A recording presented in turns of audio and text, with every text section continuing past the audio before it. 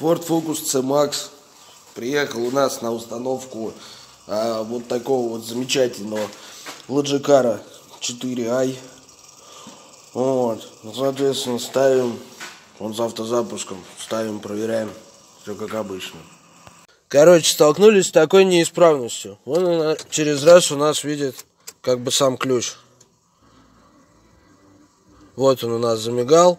Если мы по нему вот так вот аккуратненько стукнем, хоп, еще разочек выключили, включили.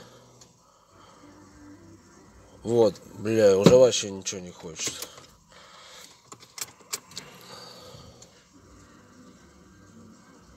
А ключ-то, так, его штатный.